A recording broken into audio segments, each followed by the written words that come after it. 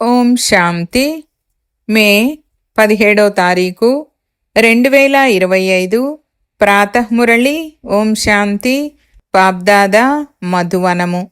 ఈరోజు మధుర మహావాక్యాలు. బాబా చెప్తున్నారు, మధురమైన పిల్లలు, మిమ్మల్ని మీరు చూసుకోండి. నేను పుష్పములా అయ్యానా? దేహ అహంకారంలోకి వచ్చి ముల్లులా అయితే అవ్వడం లేదు కదా. తండ్రి మిమ్మల్ని ముళ్ళ నుండి పుష్పాలుగా తయారు చేయడానికి వచ్చారు. ప్రశ్న: ఏ నిశ్చయము ఆధారంగా తండ్రిపై ఎడతెగని ప్రేమ ఉండగలదు? జవాబు: మొదట స్వయాన్ని ఆత్మగా నిశ్చయము చేసుకున్నట్లయితే తండ్రిపై ప్రేమ ఉంటుంది. దానితో పాటు నిరాకారుడైన తండ్రి ఈ భగీరథునిపై విరాజమానమై ఉన్నారు. వారు మమ్మల్ని వీరి ద్వారా చదివిస్తున్నారన్న విషయంలో కూడా ఎడతెగని నిశ్చయము ఉండాలి. ఎప్పుడైతే ఈ నిశ్చయము ఖండితమవుతుందో అప్పుడు ప్రేమ తగ్గిపోతుంది. ఓం శాంతి. ముళ్ళ నుండి పుష్పాలుగా తయారు చేసే భగవంతుని యొక్క వాచ అనగా తోట యజమాని అయిన భగవంతుని వాచ.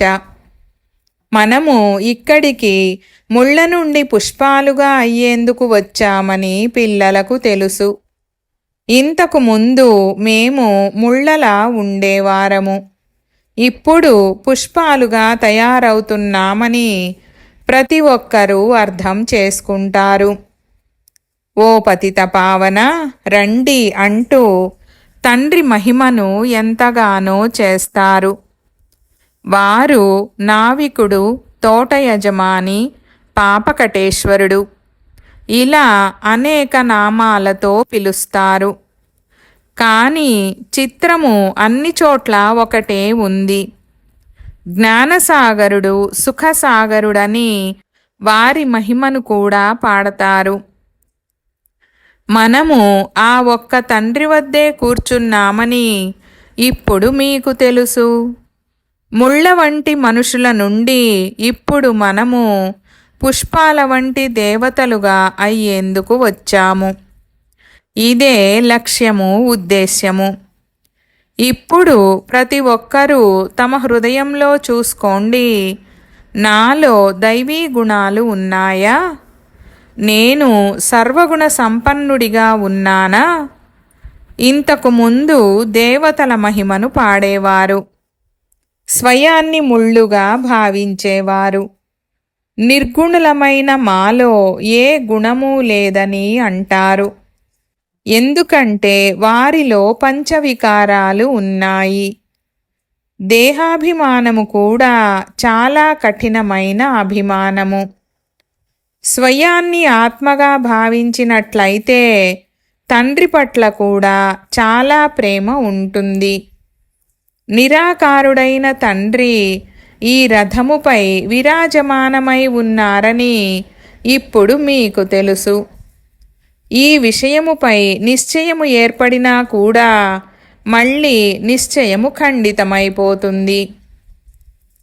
మీరంటారు, మనము శివబాబా వద్దకు వచ్చాము.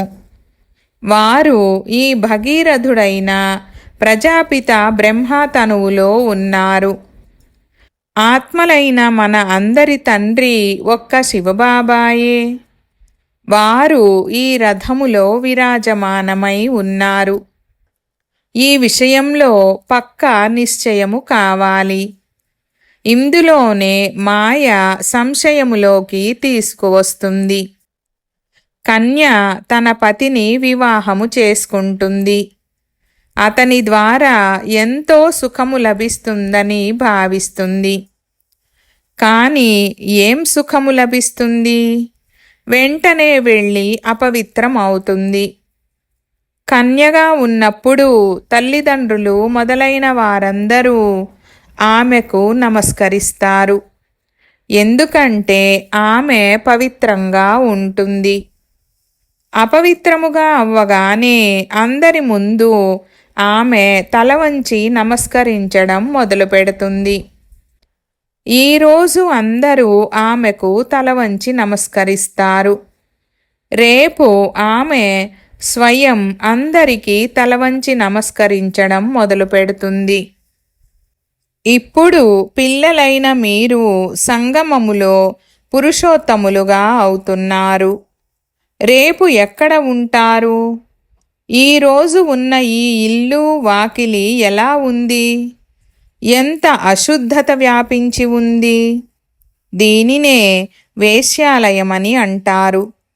అందరూ విషము ద్వారా జన్మిస్తారు. మీరే శివాలయములో ఉండేవారు.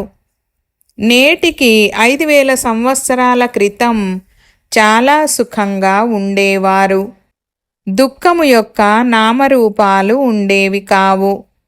ఇప్పుడు మళ్ళీ ఆ విధంగా తయారయ్యేందుకు వచ్చారు. మనుషులకు శివాలయమును గురించి తెలియనే తెలియదు. స్వర్గాన్ని శివాలయమని అంటారు. శివబాబా స్వర్గాన్ని స్థాపన చేశారు. తండ్రి అని అందరూ అంటారు. కానీ ఆ తండ్రి ఎక్కడ ఉన్నారని అడిగితే వారు సర్వవ్యాపి, కుక్క, పిల్లి, తాబేలు, చేప అన్నింటిలోనూ ఉన్నారని అనేస్తారు. ఎంత తేడా వచ్చేస్తుంది! తండ్రి అంటారు, మీరు పురుషోత్తములుగా ఉండేవారు. మళ్ళీ 84 జన్మలను అనుభవించి మీరు ఎలా తయారయ్యారు? నరకవాసులుగా అయ్యారు. అందుకే అందరూ ఓ పతిత పావన రండి అని పాడతారు. ఇప్పుడు తండ్రి పావనంగా తయారు చేయడానికి వచ్చారు. ఈ అంతిమ జన్మలో విషాన్ని తాగడం మానండని చెప్తారు.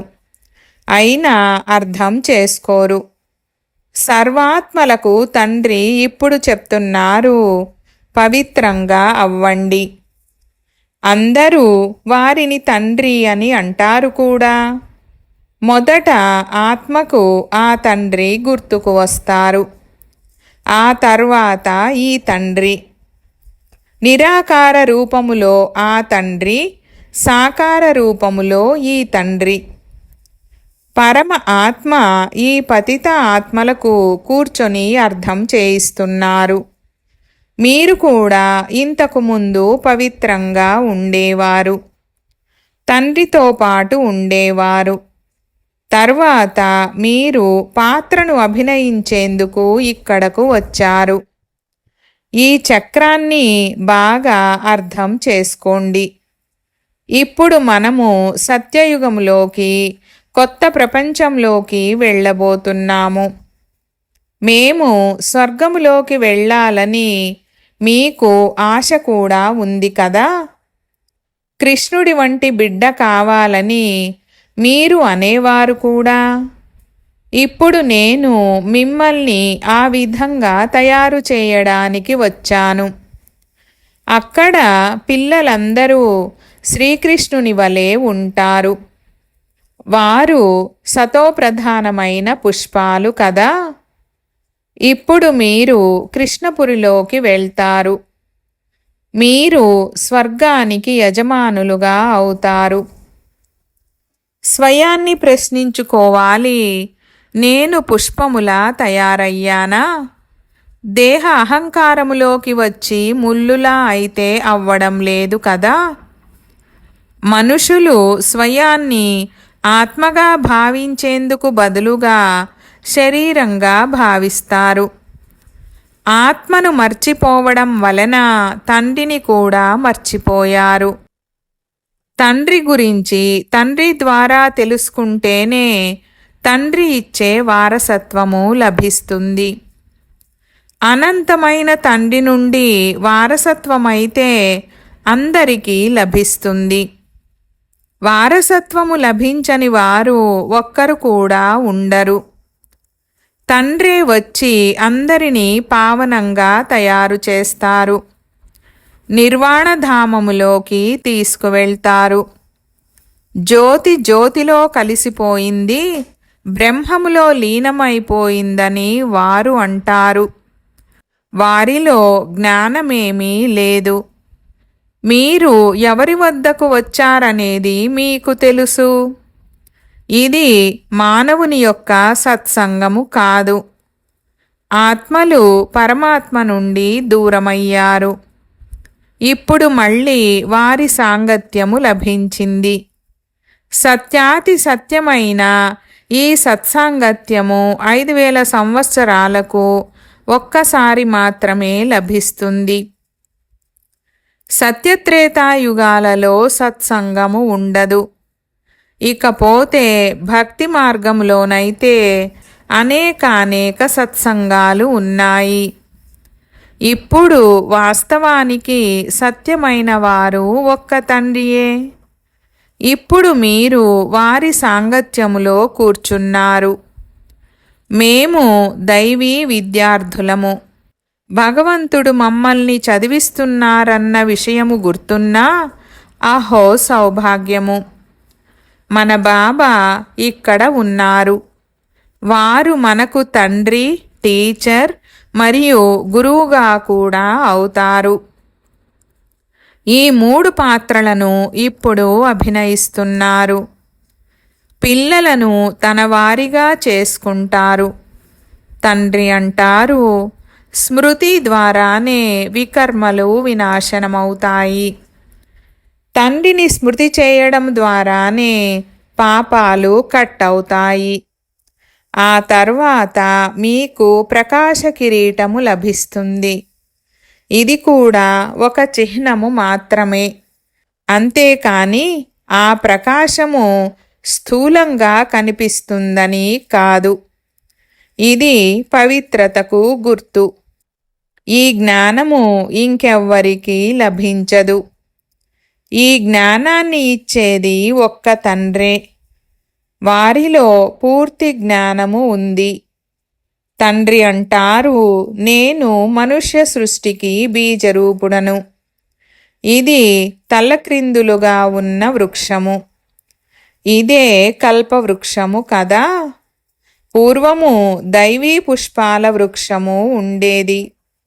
ఇప్పుడు అది ముళ్ళ అడవిగా అయిపోయింది. ఎందుకంటే పంచవికారాలు ప్రవేశించాయి. మొట్టమొదట ముఖ్యమైనది దేహాభిమానము. అక్కడ దేహాభిమానము ఉండదు. స్వయాన్ని ఆత్మగా భావిస్తారు. కానీ వారికి తండ్రి అయిన పరమాత్మ గురించి తెలియదు.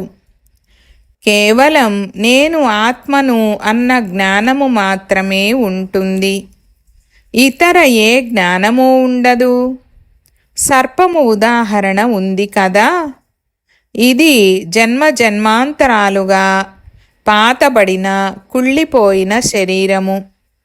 దీనిని మీరు ఇప్పుడు వదలాలని ఇప్పుడు మీకు అర్థం చేయించడం జరుగుతుంది.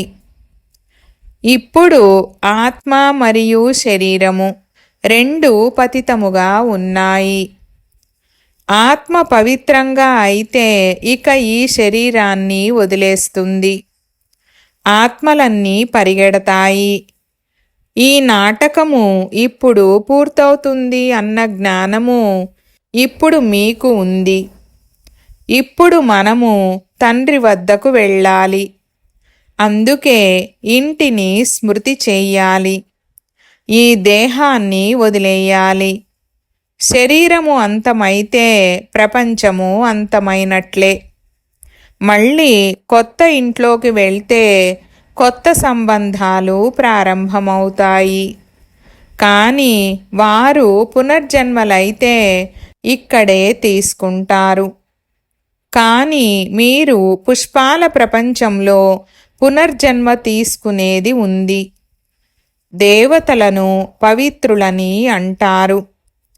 మనమే పుష్పాల వలె ఉండేవారమని, మళ్ళీ ముళ్ళ వలె అయ్యామని, మళ్ళీ పుష్పాల ప్రపంచంలోకి వెళ్ళాలని మీకు తెలుసు. మున్ముందు మీకు ఎన్నో సాక్షాత్కారాలు జరుగుతాయి. అవన్నీ ఆటపాటల వంటివి. మీరా ధ్యానములో ఆడుతూ ఉండేవారు. ఆమెకు జ్ఞానము లేదు. మీరా ఏమీ వైకుంఠంలోకి వెళ్ళలేదు, ఇక్కడే ఎక్కడో ఉంటారు. ఈ బ్రాహ్మణ కులానికి చెంది ఉంటే ఇక్కడే జ్ఞానము తీసుకుంటూ ఉండవచ్చు. అంతేకాని నాట్యం చేసినంత మాత్రాన వైకుంఠానికి వెళ్ళిపోయారని కాదు. అలా అయితే ఎంతోమంది నాట్యం చేస్తూ ఉండేవారు, ధ్యానములోకి వెళ్ళి చూసి వచ్చేవారు, మళ్ళీ వెళ్ళి వికారులుగా అయిపోయారు. పైకి ఎక్కితే వైకుంఠ రసాన్ని రుచి చూస్తారు, కింద పడితే ముక్కలు ముక్కలుగా అయిపోతారని అంటూ ఉంటారు కదా. ఒకవేళ జ్ఞానయోగాలను నేర్చుకున్నట్లయితే మీరు వైకుంఠానికి యజమానులుగా అవ్వగలరని తండ్రి ఆశను కలిగిస్తారు. తండ్రిని వదిలేస్తే బురదలో వికారాలలో పడిపోతారు. ఆశ్చర్యం కలిగేలా బాబాకు చెందిన వారిగా అవుతారు. వారి నుండి వింటారు, వినిపిస్తారు, మళ్ళీ పారిపోతారు. ఓహో మాయా, ఎంత పెద్ద దెబ్బ తగులుతుంది. ఇప్పుడు తండ్రి శ్రీమతముపై మీరు దేవతలుగా అవుతారు. ఆత్మ మరియు శరీరము రెండు శ్రేష్టమైనవి కావాలి కదా. దేవతల జన్మ వికారాల ద్వారా జరగదు. ఆ ప్రపంచమే నిర్వికారి ప్రపంచము. అక్కడ పంచవికారాలు ఉండవు. శివబాబా స్వర్గాన్ని తయారు చేశారు. ఇప్పుడు నరకము ఉంది. ఇప్పుడు మీరు మళ్ళీ స్వర్గవాసులుగా అయ్యేందుకు వచ్చారు. ఎవరైతే బాగా చదువుతారో వారే స్వర్గములోకి వెళ్తారు. మీరు మళ్ళీ చదువుకుంటారు, కల్పకల్పము చదువుకుంటూ ఉంటారు. ఈ చక్రము తిరుగుతూనే ఉంటుంది. ఇది తయారు చేయబడిన డ్రామా. దీని నుండి ఎవ్వరూ తప్పించుకోలేరు. ఏదైతే చూస్తారో, ఉదాహరణకు ఒక దోమ ఎగిరిందనుకోండి, అది కల్పము తర్వాత కూడా ఎగురుతుంది. ఇది అర్థం చేసుకోవడానికి చాలా మంచి బుద్ధి కావాలి. ఈ షూటింగ్ జరుగుతూ ఉంటుంది. ఇది కర్మక్షేత్రము. ఇక్కడ పాత్రనభినయించేందుకు పరంధామము నుండి వచ్చారు. ఇప్పుడు ఈ చదువులో కొందరు చాలా తెలివైన వారిగా అవుతారు. కొందరు ఇప్పుడు చదువుతూ ఉన్నారు. కొందరు చదువుతూ పాతవారి కన్నా తీవ్రగతితో ముందుకు వెళ్ళిపోతారు. జ్ఞానసాగరుడైతే అందరినీ చదివిస్తూ ఉంటారు. తండ్రికి చెందిన వారిగా అయ్యారంటే విశ్వవారసత్వము మీదవుతుంది. అయితే పతితముగా ఉన్న మీ ఆత్మను తప్పకుండా పావనంగా తయారు చేసుకోవాలి. దానికోసం అతి సహజమైన విధానము ఏమిటంటే అనంతమైన తండ్రిని స్మృతి చేస్తూ ఉండండి. తద్వారా మీరు ఈ విధంగా తయారైపోతారు. పిల్లలైన మీకు ఈ పాత ప్రపంచముపై వైరాగ్యము కలగాలి. ఇక మిగిలింది ముక్తిధామము మరియు జీవన్ముక్తి ధామము. మనము ఒక్క తండ్రిని తప్ప ఇంకెవ్వరిని స్మృతి చేయము. ఉదయమే లేచి అభ్యాసం చెయ్యాలి. నేను అశరీరిగా వచ్చాను, అలాగే అశరీరిగా వెళ్ళాలి. మరి ఇతర దేహధారులను మనము ఎందుకు స్మృతి చెయ్యాలి? ఉదయమే అమృతవేళలో లేచి స్వయంతో ఈ విధంగా మాట్లాడుకోవాలి. ఉదయమును అమృతవేళ అని అంటారు. జ్ఞానామృతము జ్ఞానసాగరుని వద్ద ఉంది. జ్ఞానసాగరుడు అంటున్నారు, ఉదయము సమయము చాలా మంచిది.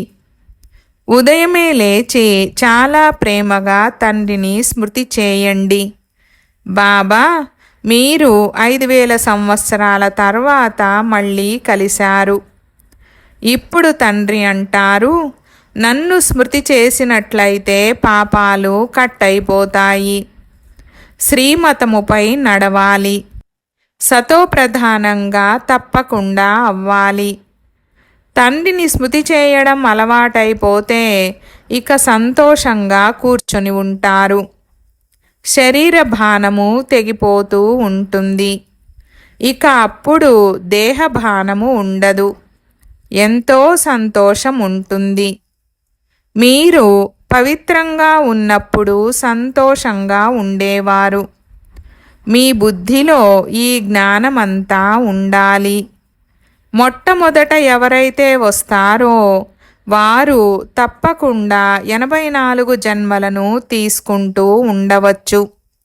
ఆ తర్వాత చంద్రవంశీయులు కాస్త తక్కువ జన్మలు తీసుకుంటారు.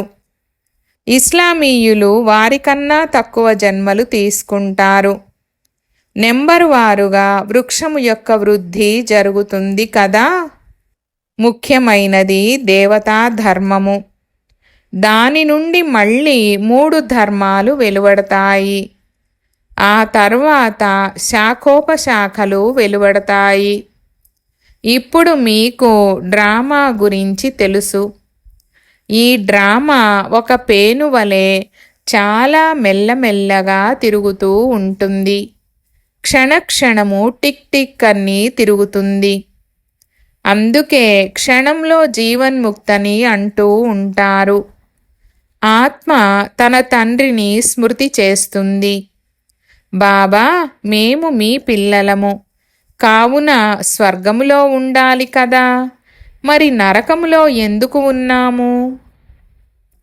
తండ్రి స్వర్గాన్ని స్థాపన చేస్తారు కదా, మరి నరకములో ఎందుకు పడి ఉన్నారు? తండ్రి అర్థం చేయిస్తున్నారు, మీరు స్వర్గములో ఉండేవారు, కానీ 84 జన్మలను తీసుకుంటూ మీరు అన్నీ మర్చిపోయారు. ఇప్పుడు మళ్ళీ నా మతముపై నడవండి. తండ్రి స్మృతి ద్వారానే వికర్మలు వినాశనమవుతాయి. ఎందుకంటే ఆత్మలోనే మలినాలు ఏర్పడతాయి. శరీరము ఆత్మకు ఆభరణము వంటిది. ఆత్మ పవిత్రంగా ఉంటే శరీరము కూడా పవిత్రమైనది లభిస్తుంది. మనము స్వర్గములో ఉండేవారమని మనకు తెలుసు. ఇప్పుడు మళ్ళీ తండ్రి వచ్చారు. కావున తండ్రి నుండి పూర్తి వారసత్వాన్ని తీసుకోవాలి కదా. పంచవికారాలను వదలాలి. దేహాభిమానాన్ని వదలాలి. అన్ని పనులు చేసుకుంటూ తండ్రిని స్మృతి చేస్తూ ఉండండి. ఆత్మ తన ప్రియుణ్ణి అర్ధకల్పము నుండి స్మృతి చేస్తూ వచ్చింది. ఇప్పుడు ఆ ప్రియుడు వచ్చి ఉన్నారు. వారంటున్నారు, మీరు కామచితిపై కూర్చొని నల్లగా అయిపోయారు. ఇప్పుడు నేను సుందరంగా తయారు చేయడానికి వచ్చాను. దాని కొరకు ఈ యోగాగ్ని ఉంది. జ్ఞానాన్ని చితి అని అనరు. ఇది యోగమనే చితి. స్మృతి అనే చితిపై కూర్చోవడం ద్వారా వికర్మలు వినాశనమవుతాయి. జ్ఞానాన్ని నాలెడ్జ్ అని అంటారు. తండ్రి మీకు సృష్టి ఆది మధ్యాంతాల జ్ఞానాన్ని వినిపిస్తారు. ఉన్నతోన్నతమైన వారు తండ్రి. ఆ తర్వాత బ్రహ్మ, విష్ణు, శంకరులు. ఆ తర్వాత సూర్యవంశీయులు మరియు చంద్రవంశీయులు. వారి తర్వాత మిగిలిన ధర్మాల శాఖలు. వృక్షము ఎంత పెద్దగా పెరుగుతుంది. ఇప్పుడు ఈ వృక్షము యొక్క పునాది లేదు. అందుకే మర్రి వృక్షము యొక్క ఉదాహరణ ఇవ్వడం జరుగుతుంది. దేవీ దేవతా ధర్మము కనుమరుగైపోయింది. ధర్మభ్రష్టులుగా కర్మభ్రష్టులుగా అయిపోయారు. ఇప్పుడు పిల్లలైన మీరు శ్రేష్టంగా అయ్యేందుకు శ్రేష్ట కర్మలను చేస్తారు. మీ దృష్టిని పవిత్రంగా తయారు చేసుకుంటారు. మీరిప్పుడు భ్రష్ట కర్మలు చెయ్యకూడదు. ఎప్పుడు చెడు దృష్టి కలగకూడదు. స్వయాన్ని చూసుకోండి. నేను లక్ష్మిని వరించేందుకు యోగ్యునుగా అయ్యానా? నేను స్వయాన్ని ఆత్మగా భావిస్తూ తండ్రిని స్మృతి చేస్తున్నానా? రోజు లెక్కాపత్రాన్ని చూసుకోండి. మొత్తం రోజంతటిలో దేహాభిమానములోకి వచ్చి వికర్మలు ఏవి చెయ్యలేదు కదా? లేదంటే 100 రెట్లు శిక్ష పడుతుంది. మాయ చార్టు కూడా పెట్టనివ్వదు. 2-4 రోజులు రాసి మళ్ళీ మానేస్తారు. కానీ తండ్రికి అయితే చింత ఉంటుంది కదా. పిల్లలు నన్ను స్మృతి చేస్తే వారి పాపాలు కట్టవుతాయి కదా అని పిల్లలపై దయ కలుగుతుంది. ఇందులోనే శ్రమ ఉంది. స్వయాన్ని నష్టపరుచుకోకూడదు. జ్ఞానమైతే చాలా సహజమైనది. అచ్చా, मीठे मीठे सिकीलधे बच्चों प्रति मात पिता बाप दादा का याद प्यार और गुड मॉर्निंग. रूहानी बाप की रूहानी बच्चों को नमस्ते. हम रूहानी बच्चों की रूहानी बाप दादा को याद प्यार गुड मॉर्निंग और నమస్తే నమస్తే బాబా నమస్తే. ధారణ కొరకు ముఖ్య సారము 1వ పాయింట్. ఉదయమే అమృతవేళ మేల్కొని తండ్రితో మధురాతి మధురమైన మాటలను మాట్లాడాలి. అశరీరీగా అయ్యే అభ్యాసము చేయాలి. తండ్రి స్మృతి తప్ప ఇంకేది గుర్తుకు రాకూడదు అన్న అటెన్షన్ ఉండాలి. 2వ పాయింట్. మీ దృష్టిని చాలా శుద్ధంగా పవిత్రంగా తయారు చేసుకోవాలి. దైవీ పుష్పాల తోట తయారవుతుంది. అందుకే పుష్పములా తయారయ్యేందుకు పూర్తి పురుషార్థము చెయ్యాలి. ముల్లులా అవ్వకూడదు. వరదానము. తమ శక్తిశాలి స్థితి ద్వారా మనసా సేవ యొక్క సర్టిఫికేట్ను ప్రాప్తి చేసుకునే స్వ అభ్యాసి భవ. వివరణ. విశ్వానికి లైట్ మరియు మైట్, శక్తి మరియు ప్రకాశం యొక్క వరదానాన్ని ఇచ్చేందుకు అమృతవేళ స్మృతి యొక్క స్వ అభ్యాసము ద్వారా శక్తిశాలి వాయుమండలాన్ని తయారు చేయండి. అప్పుడు మనసా సేవ యొక్క సర్టిఫికేట్ ప్రాప్తిస్తుంది. చివరి సమయంలో మనసా ద్వారానే దృష్టితో అతీతంగా చేసే సేవను చేయాలి. తమ వృత్తి ద్వారా వారి వృత్తులను పరివర్తన చేసే సేవను చేయాలి. తమ శ్రేష్ఠ స్మృతి ద్వారా అందరినీ సమర్థులుగా చేయాలి. ఎప్పుడైతే ఈ విధంగా లైట్ మైట్నిచ్చే అభ్యాసం ఉంటుందో అప్పుడు నిర్విఘ్న వాయుమండలము తయారవుతుంది మరియు ఈ కోట దృఢముగా అవుతుంది.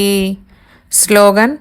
ఎవరైతే మనస వాచ కర్మణ 3 సేవలను కలిపి చేస్తారో వారే వివేకవంతులు.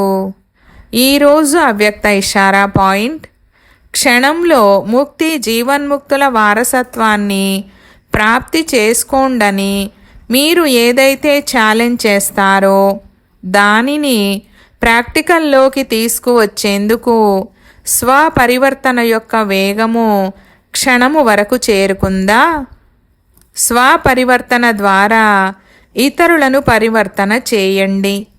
బ్రహ్మ కుమారులనగా వృత్తి, దృష్టి, కృతి మరియు వాణి యొక్క పరివర్తన అన్నది అనుభవము చేయించండి. దానితో పాటు పవిత్రత యొక్క పర్సనాలిటీని, ఆత్మిక రాయల్టీని అనుభవము చేయించండి. రావడంతోనే కలవడంతోనే ఈ పర్సనాలిటీ వైపుకు ఆకర్షితులవ్వాలి. ఓం శాంతి.